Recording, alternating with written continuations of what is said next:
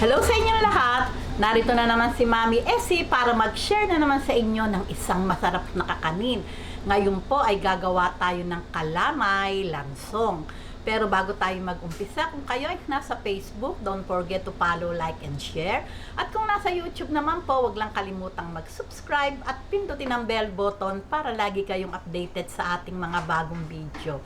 Ngayon, narito po ang ating mga kakailanganing sangkap. Sa paggawa po ng kalamay lansong, gagamit po tayo ng 3 cups glutinous rice flour, isang malaking condensed milk, 3 cups na coconut cream o unang piga ng gata. Ito pong sugar, kung sakali lang pong tatabang, magdadagdag tayo. Gagamit din po tayo ng yellow food coloring. At syempre po, sa paggawa ng ating latik, gagamit din po tayo ng 3 cups na coconut cream. Ngayon, umpisahan po natin yung pagtitimpla ng ating kalamay lansong mixture. Lagay po natin ng 3 cups na kakanggata. Ayan. Lagay na din po natin ng condense.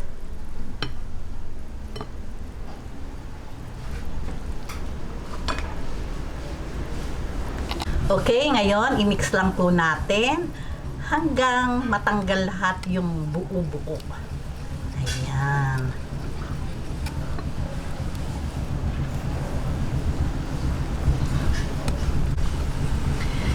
Ayan, yung pong paglalagay ng sugar, titikman nyo muna po. Kung ayos na po sa inyo yung tamis, wag na po kayong maglagay. Yun po, in case lang na natabangan kayo kasi may matamis kumain, meron namang ayos lang, pwede po kayong magdagdag. Ayan, pagka po ganitong wala ng buo-buo, atin na po siyang sasalain.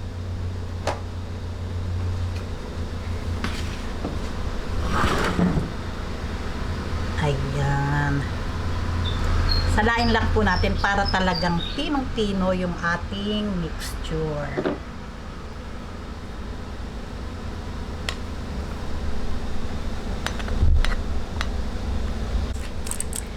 Ayan.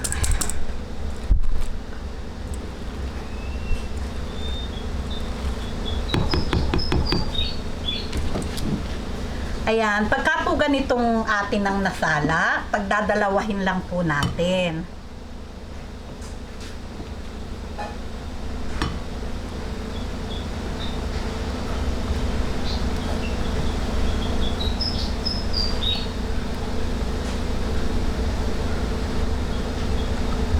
Okay, ngayon, lagyan na po natin ng food color itong isa. Ayan.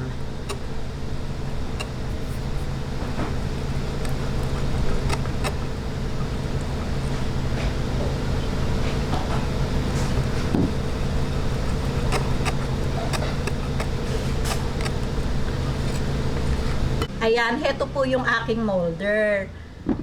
Nilagyan ko lang po ng dahon at yung pong dahon atin pong idadarang sa apoy para po mas tumibay siya. Ayan. Ito pong ginamit kong oil, ito po yung aking pinaglatikan.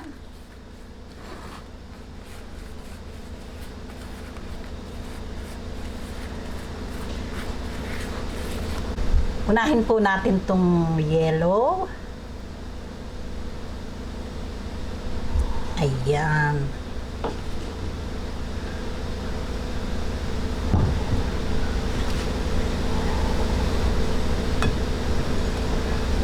Sunod natin ang white.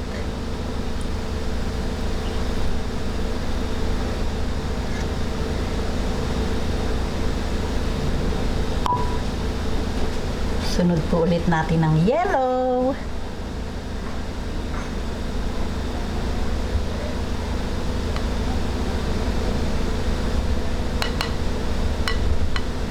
Sunod po natin ulit yung white. Ayan.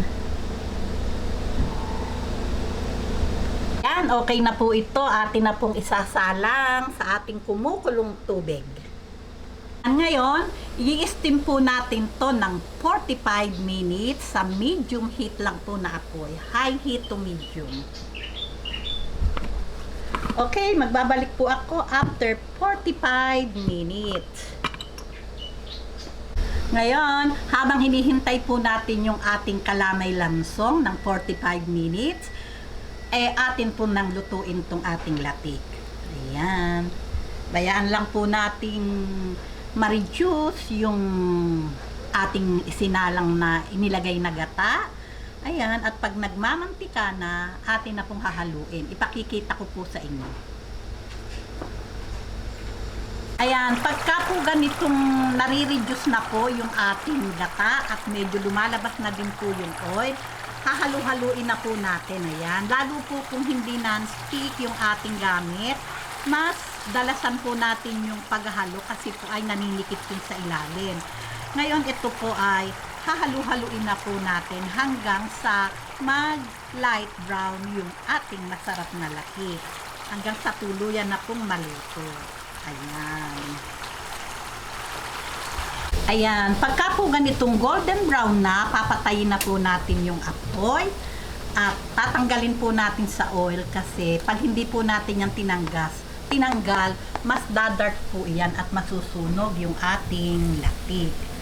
Ayan. Ganyan lang po.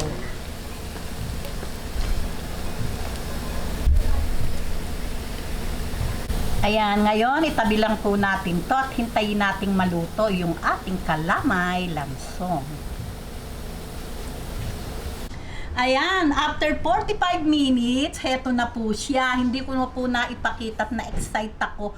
Natanggal ko na po sa molder. Ngayon, yung pong ibabaw, pupunasan lang po natin ng oil na pinaglatikan. Ayan, ganyan lang po ngayon. Lalagyan po natin syempre ng masarap na latik. Ayan, syempre masarap, maraming latik.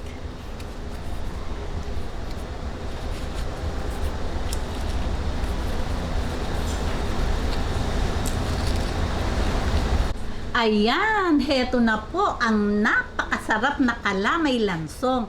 O di po ba, napakadali lang gawin. Gawin nyo na po ito at hindi naman po kayo mahihirapan. Pati ang ingredient ay konti lang po.